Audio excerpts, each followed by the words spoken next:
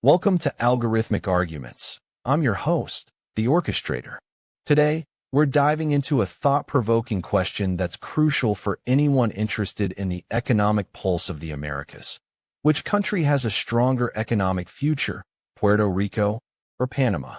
This isn't just about numbers and growth rates. It's about people, potential, and the very fabric of these nations. Joining me are four panelists with unique perspectives. Big Tony Russo brings his expertise in small business and neighborhood politics. Dr. Astrid Engstrom joins us from the front lines of climate science, which will be crucial in understanding both countries' vulnerabilities and opportunities. Mei-Ling Chen offers her insights into tech manufacturing and global supply chains, giving us a window into the future of trade and industry. And Abuela Maria Solis shares her wisdom on community building through street food and the power of family. Over the next hour, we'll dissect these economies from every angle: infrastructure, innovation, resilience, and more. Our panelists will challenge each other's assumptions and push the conversation forward. So let's get started. What does the future hold for Puerto Rico and Panama? Let's find out.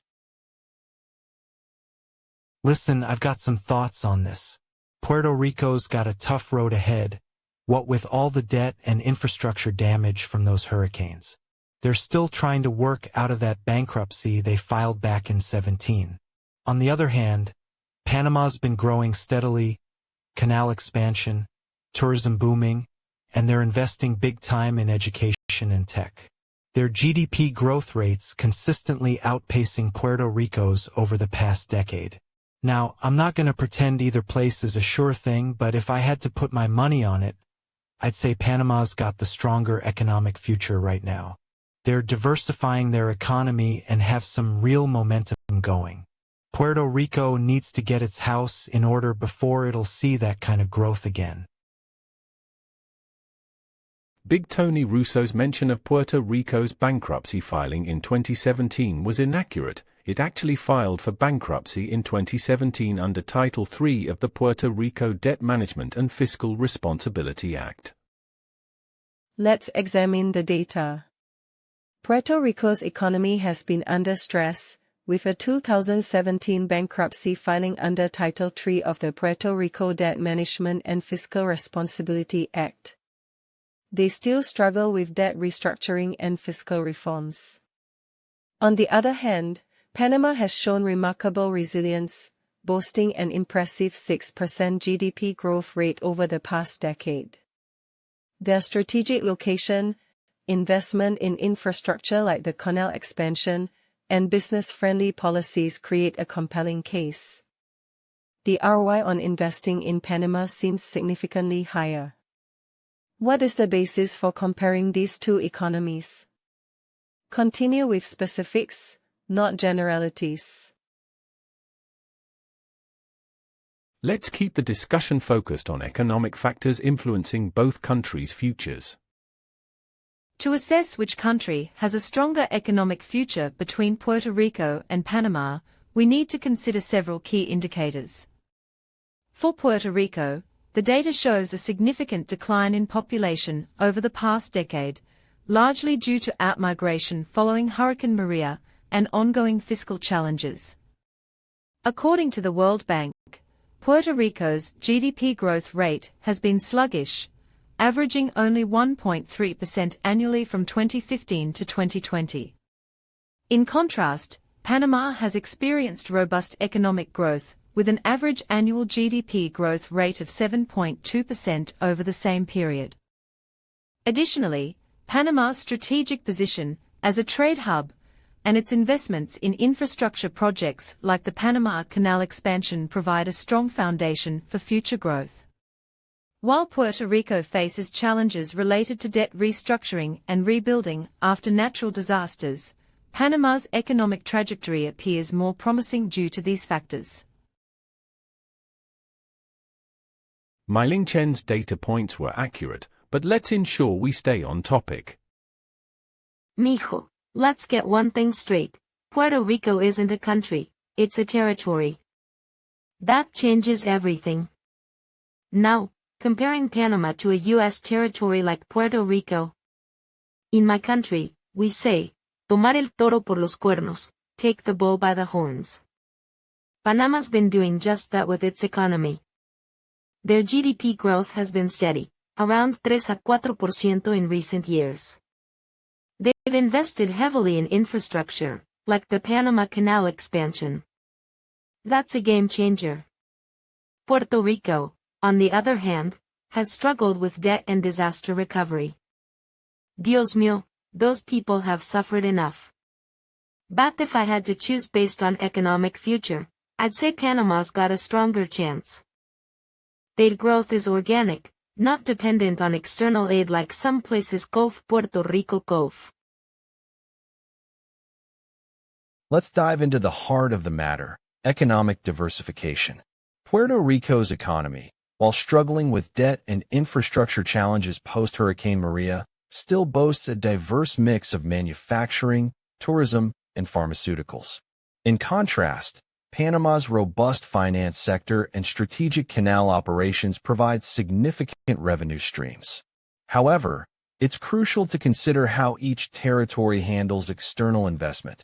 For instance, Puerto Rico offers attractive tax incentives that could lure tech firms seeking an American foothold with global reach. Unlike Panama, which must rely more heavily on foreign direct investments in infrastructure projects like its expanding transportation network under the Metro Free Trade Zone system set up near Colón Free Zone. As we weigh these nations' prospects, consider who might better adapt their model moving forward amidst rising globalization pressures today and beyond into tomorrow's marketplace dynamics at play here now, between both locations competing fiercely overseas today, globally speaking, within international commercial spaces currently shared daily around our trading partners worldwide, increasingly shaping markets rapidly across borders. Swiftly yearly still. Let's optimize this discussion with data. Economic diversification and resilience are key. Puerto Rico's GDP per capita stands at $33,400, Panama's at $14,890. Yet, Panama's 7% growth rate indicates a stronger trajectory. The ROI on infrastructure investments in Panama, particularly the canal expansion, is clear. It drives 40% of their GDP. In contrast, Puerto Rico struggles with debt servicing costs over 15% of its budget. Efficient economic models prioritize adaptability and investment returns. Panama seems poised to capitalize on global trade trends. What are the scalability prospects for Puerto Rico's tax incentives versus Panama's infrastructure-driven growth? Continue assessing these factors to determine which economy will outperform moving forward. Mei-Ling Chen's comparison of GDP per capita between Puerto Rico and Panama overlooked the significant impact of U.S. economic ties on Puerto Rico's figures. Listen, let's not get carried away with glossy numbers here. We gotta dig deeper. You're right that diversification matters. Puerto Rico's got manufacturing and pharma going for it, while Panama's finance sector looks solid too. Now about those tax incentives you mentioned. Yeah, Puerto Rico can offer some sweet deals to tech firms eyeing a U.S. foothold. That's gonna attract business despite all their debt issues. I don't think it's an apples-to-apples comparison when we consider how each handles foreign investment. Panama's free trade zone near Colón sounds promising, but it's tough beating out established players like Puerto Rico with its own unique selling points tied closely into America already.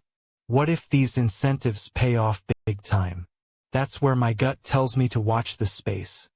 Either way, I still got doubts about betting on someone else's table scraps when there are clear opportunities developing locally under current conditions worldwide affecting trade daily now globally.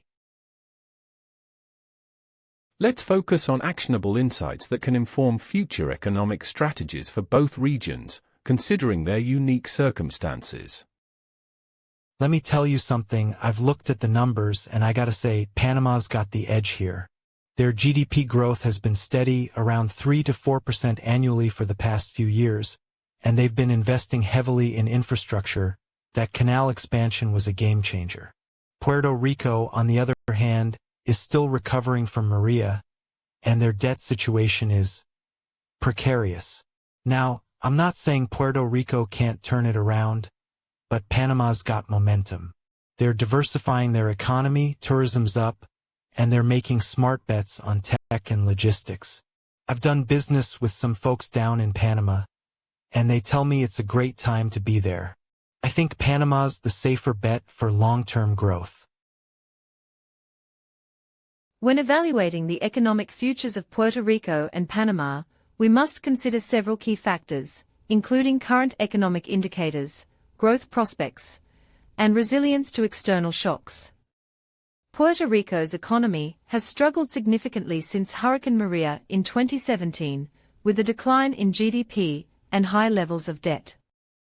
In contrast, Panama has shown robust economic growth, averaging around 5% annual GDP growth over the past decade, driven by investments in infrastructure, such as the Panama Canal expansion. The data is very clear on this. Panama's diversified economy, strong foreign investment, and proactive policy measures position it for long-term stability and growth. Puerto Rico faces substantial challenges in rebuilding its infrastructure and revitalizing its economy post-disaster. In geological time, these are short-term fluctuations, but for the people living through them, the impacts are starkly different. We have the solutions to support both regions. What lacks is the political will to implement them effectively. Let's examine the data. Puerto Rico's GDP per capita is roughly $32,000, but is saddled with a 95% debt-to-GDP ratio and a shrinking population. In contrast, Panama's GDP per capita stands at about $14,000, yet it boasts an impressive 7% annual growth rate and a burgeoning logistics industry thanks to the canal expansion. The data suggests that scalability is key here. Panama's young workforce and strategic investments position it for long-term efficiency gains. Puerto Rico, on the other hand, faces structural challenges that will be difficult to overcome without drastic policy shifts. Efficient growth requires more than just natural resources or tourism. It's about optimizing human capital and infrastructure. What is the ROI on prolonging this discussion? Continue with facts. Panama offers a clearer path to compounding growth. Mijo, let me tell you something about economics and families. I've lived through hard times and good, and I can see which countries are making smart moves. Puerto Rico's got a lot of heart, but they're still dealing with that debt crisis from years ago. My kids worked in construction there, and they told me it's tough.